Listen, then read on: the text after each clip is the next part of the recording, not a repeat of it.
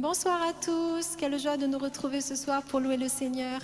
Et nous voulons dire à notre Dieu qu'il est le gardien de notre cœur ce soir, qu'il prenne vraiment toute la place dans notre cœur, dans notre vie, que chaque jour il puisse remplir notre âme, notre cœur de sa présence, de sa joie, de sa bienveillance. Et pour cela, il faut lui laisser la porte de notre cœur ouverte. Et nous voulons lui confier notre cœur ce soir parce qu'il est le gardien de notre cœur. Amen.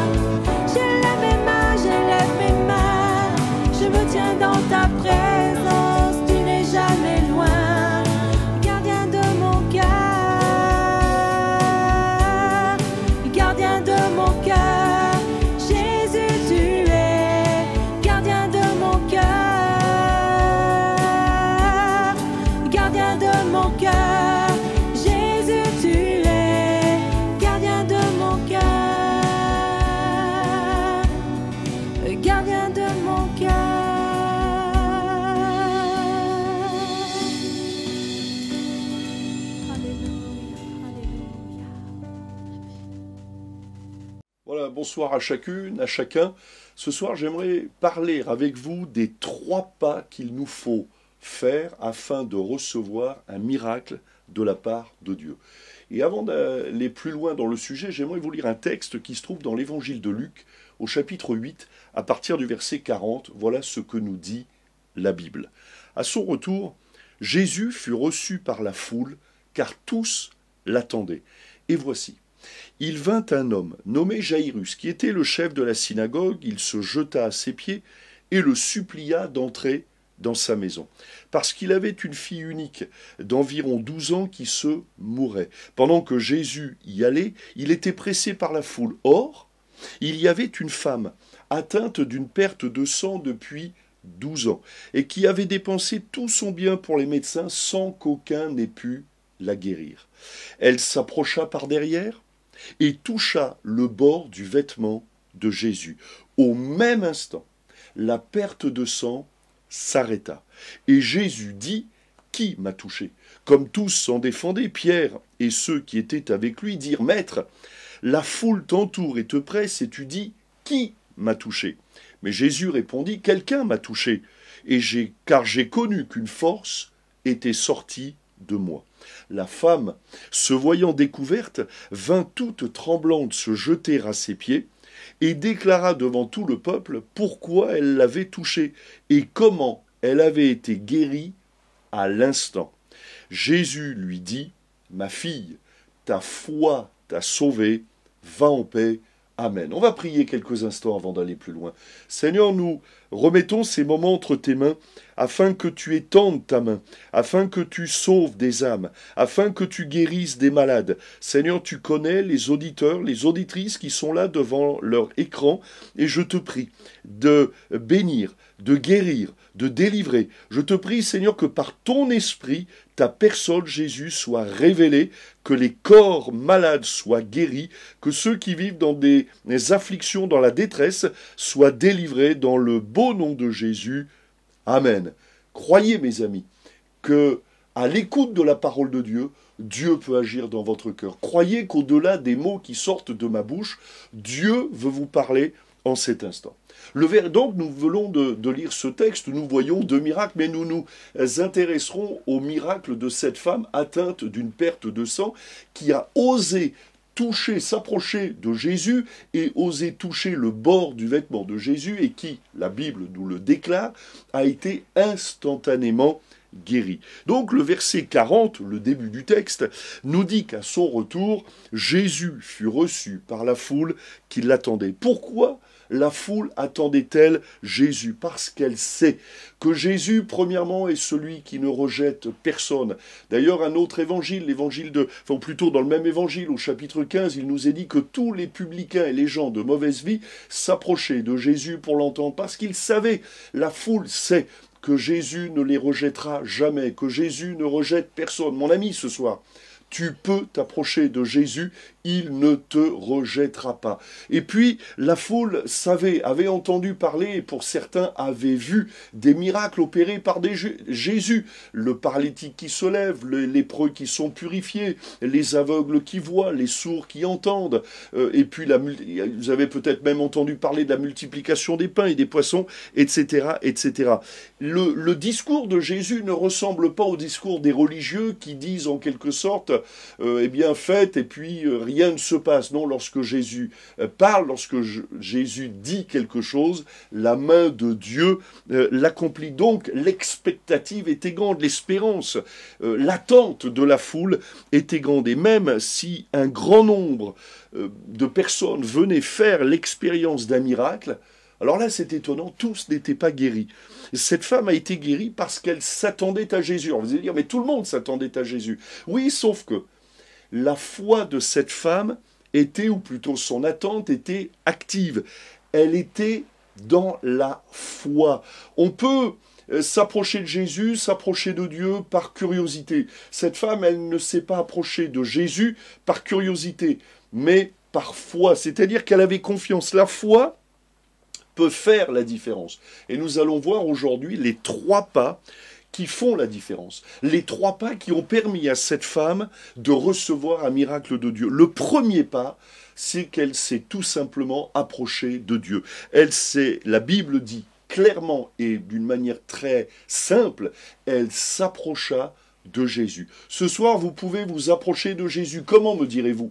Eh bien, en ouvrant votre cœur, simplement en étant attentif à ce que je suis en train de vous dire en ce moment. S'approcher de Jésus peut se faire aussi simplement tout seul dans son coin, en priant, en tournant votre regard, bien sûr, spirituel, vers Dieu, vers le ciel, en ouvrant la Bible et en demandant à Dieu, au travers de ce livre merveilleux, de parler votre cœur.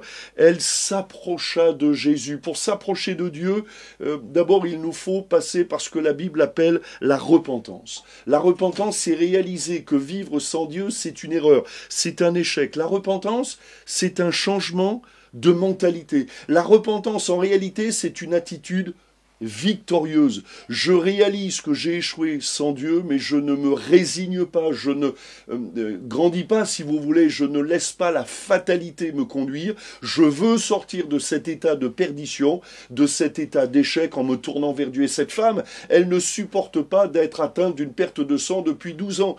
Elle veut changer d'état, elle veut changer de situation, donc elle s'approche de Jésus. Se repentir, c'est descendre vaincu pour se relever vainqueur. C'est-à-dire que cette femme, elle se repent dans ce sens qu'elle sait qu'elle ne peut pas s'en sortir toute seule. Elle sait que sans Dieu, elle court à l'échec, elle court à la catastrophe.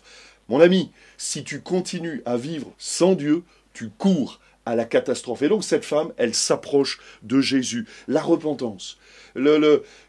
Quand on s'approche de Dieu aussi, il y a ce qu'on appelle la conversion. Se convertir, c'est-à-dire faire demi-tour. Pourquoi se convertir? Parce que le danger est en face. Pourquoi faire demi-tour? Parce que le danger est en face. Le danger, c'est l'enfer. Le danger, c'est la condamnation. Vivre sans Dieu, c'est s'exposer à vivre l'éternité après la mort, à aller pour l'éternité en enfer. Jésus nous parlera de deux chemins, un chemin étroit et resserré qui mène au ciel et un chemin large et spacieux qui mène à l'enfer. Et donc pourquoi se convertir? Eh bien faire demi-tour pour, littéralement changer de direction. Je ne veux pas aller en enfer. Et j'imagine que vous non plus, vous ne voulez pas aller en enfer, passer l'éternité en enfer. Alors faites demi-tour, changez radicalement, complètement de direction. La Bible déclare et nous explique que si nous n'avons pas pour père Dieu, alors le diable est notre père. C'est pour ça qu'il nous faut nous convertir, faire demi-tour. Et cette femme, elle décide de faire demi-tour, elle s'approche de Jésus. Et se convertir aussi, c'est tourner le dos au péché, au diable, au monde. Et puis tourner aussi le dos à notre ego pour dire j'ai besoin de Jésus, je ne peux pas m'en sortir tout seul. C'est aussi s'approcher de Jésus de la bonne manière, hein. Repentance, conversion, mais c'est aussi la foi. Croyez à la bonne nouvelle. Croyez qu'à Jésus tout est possible. Croyez à la réconciliation avec Dieu au travers de Jésus. Croyez que Jésus est mort à votre place pour le pardon de tous vos péchés. Croyez que Jésus est ressuscité le 3e jour et qu'en ce moment même, il intercède à la droite de Dieu pour vous, pour moi. Et puis croyez à la possibilité de recevoir le salut, le miracle, la possibilité de changer de destinée, de destination. Donc ça, c'est la première étape. Le premier pas pour recevoir le miracle de Dieu, c'est approchez-vous de Jésus par la repentance, par la foi, par la conversion. Pour s'approcher de Jésus, il me faut m'éloigner du diable. C'est physique, c'est comme ça. Je ne peux pas m'approcher de Dieu en traînant toutes mes casseroles. À un moment donné, c'est dire non, je veux changer de vie, je fais demi-tour. Donc ça, c'est la première étape, le premier pas. Le deuxième pas qu'elle va accomplir, c'est toucher Jésus. Plus que de s'approcher de Jésus, elle va toucher Jésus. La Bible nous dit, elle toucha le bord de son vêtement. Alors là, vous allez me dire, oui, mais là, à l'époque, évidemment, Jésus était là en chair et en os. Mais nous, comment faire pour toucher Jésus? Eh bien, vous pouvez le faire au travers de la foi. La foi, c'est une ferme assurance. C'est une conviction absolue, une certitude absolue que Dieu est vivant, que Dieu est réel, que Jésus peut agir dans ma vie. La foi, c'est une démonstration des choses que l'on ne voit pas encore. Et donc, elle ose toucher par la foi. D'ailleurs, elle dit dans son cœur, si je puis seulement toucher le bord de son vêtement, je serai guéri. Croyez, mes amis, que Dieu veut vous toucher, qu'en ce moment même, Dieu est en train d'œuvrer dans votre cœur. Non seulement il voit tout de vous, mais il voit votre démarche. Et si Dieu voit en vous un cœur ouvert, laissez-moi vous dire avec une absolue certitude que Dieu agira dans votre vie et peut-être même dans votre corps. La foi, c'est une certitude, mais c'est aussi une ferme détermination. Cette femme, elle a bravé la foule. Il faut savoir qu'à cette époque-là, une femme atteinte d'une perte de sang était considérée comme une femme impure. Elle ne pouvait pas toucher les autres, ou plutôt si les autres la touchaient, ils devenaient eux-mêmes impurs. Donc ils étaient, au même titre que les lépreux, cette femme comme les lépreux, eh bien, comment dirais-je, coupée. Il y avait une coupure, un confinement. Aujourd'hui, on parle de confinement, elle était confinée. Mais là, ce jour-là, elle est sortie de son confinement. Elle a bravé la foule, c'est-à-dire qu'elle a touché des gens l'ont touchée, bon, mais peu importe, elle est déterminée parce qu'elle veut toucher le bord du vêtement de Jésus. C'est la foi, c'est la détermination. C'est la foi qui va faire que vous allez prier. C'est la foi qui va faire que vous n'allez pas baisser les bras. C'est la foi qui va faire qu'aujourd'hui, en ce moment même, vous allez vous tourner vers Dieu. Une absolue détermination. C'est ce qu'on pourrait appeler la persévérance de la foi, l'épreuve de la foi. La foule voulait l'empêcher de s'approcher, mais elle a bravé la foule. Elle a bravé peut-être tout ce qu'on peut entendre concernant Dieu, la religion, tous ces mensonges que l'on peut entendre qui veulent nous décourager de nous approcher de Dieu, mais la foi, elle est déterminée. Cette femme, elle est déterminée. Puis la foi, c'est l'action. Elle agit pour recevoir et pour expérimenter. C'est le deuxième pas. Le premier pas, s'approcher de Dieu.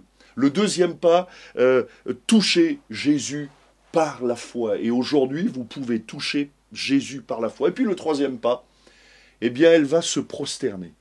La Bible nous dit, elle se jeta aux pieds de Jésus. Et c'est peut-être là le plus grand miracle de cette histoire, parce que cette femme, non seulement elle sera instantanément guérie, mais elle va être complètement transformée par la puissance de Dieu. Ce n'est plus la même femme. La femme qui est repartie de cette révélation avec Jésus n'est pas la même que celle qui s'est approchée de Jésus. Elle a été transformée. Elle a été touchée par la grâce. La main de Dieu s'est posée sur elle. Cette femme qui était une pécheresse, qui était malade, eh bien, elle a été déclarée sauvée par Jésus, justifiée. Jésus lui dira, ma fille, ta foi t'a sauvée. Va en paix. Cette femme qui n'était pas en paix, elle repart de cette entrevue avec Jésus, en quelque sorte, eh bien elle repart avec la paix de Dieu et surtout avec le pardon de tous ses péchés. Elle est sauvée parce qu'elle réalise, cette femme, et c'est le troisième pas, réaliser que Jésus est le Fils unique de Dieu. Elle réalise le caractère unique de Jésus. S'il y a quelqu'un qui peut me sauver, c'est Jésus. S'il y a quelqu'un que vous pouvez prier aujourd'hui, c'est Jésus, le Fils de Dieu. Seul. Mais pourquoi Jésus est unique? Je vais vous dire pourquoi. Parce que seul Jésus est mort pour les péchés de l'humanité. Lorsque Jean-Baptiste a vu Jésus, il a pu dire « Il est l'agneau de Dieu qui ôte le péché du monde ». Il n'y a que Jésus qui est mort pour les péchés de l'humanité, qui soit ressuscité le troisième jour. Seul Jésus peut accomplir des miracles. Seul Jésus peut transformer une vie. Pourquoi Jésus est unique? Parce que seul Jésus est ressuscité. Pourquoi j'ai cette assurance que et pas que moi, mais les millions de chrétiens ont cette assurance que Jésus est ressuscité? Bien tout simplement parce que l'histoire nous montre que le tombeau était vide. La Bible nous le dit. Mais ça a été constaté par les Romains, par les religieux. Le tombeau est vide. Ensuite, Jésus est apparu à de nombreux témoins qui pouvaient tous certifier, mais il est là, celui que vous avez crucifié, il est là, je l'ai vu, j'ai mangé avec. Pierre pourrait dire, mais j'ai mangé avec Jésus ressuscité. Les disciples l'ont vu monter au ciel. Et pourquoi Jésus est unique? Parce que seul Jésus règne dans le ciel et sur la terre. Il intercède pour tous les hommes. Mes amis, invoquez le nom de Jésus. Il revient bientôt.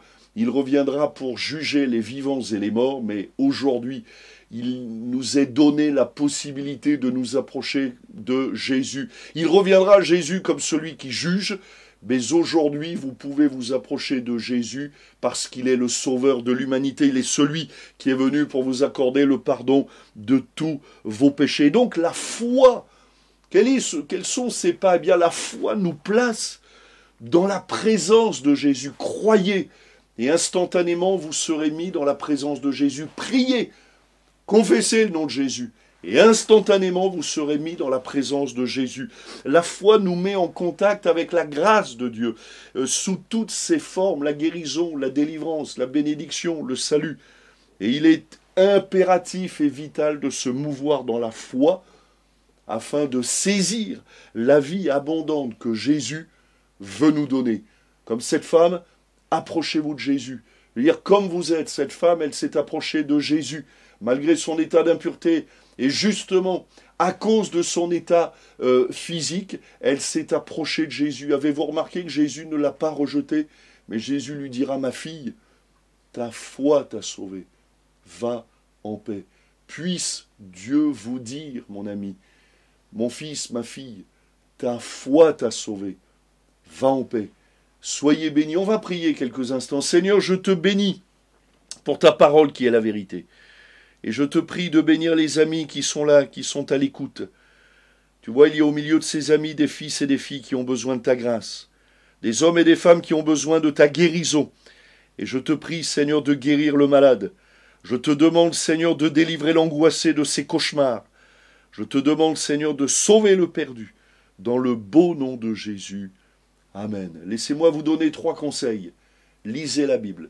La Bible est la parole de Dieu. Lisez-la un petit peu tous les jours. Lisez la Bible. Deuxièmement, priez. Prier, c'est parler à Dieu. Quand on lit la Bible, c'est Dieu qui nous parle. Quand on prie, c'est nous qui parlons à Dieu. Et puis troisièmement, autant que faire se peut, venez dans une église où est prêché le plein évangile.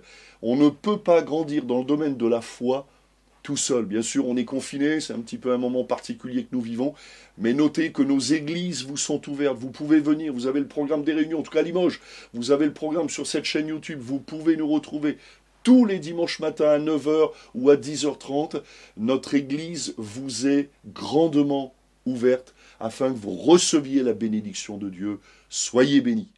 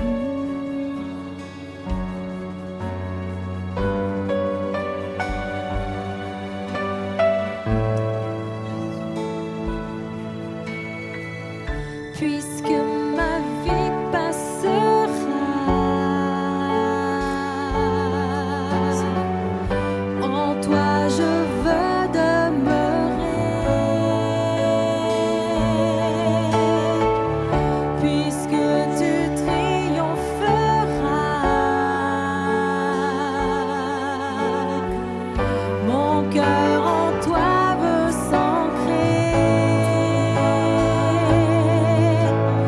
Montre-moi la splendeur et la beauté qu'il y a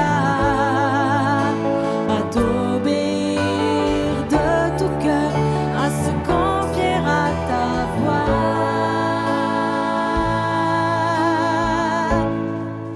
Tu viens relever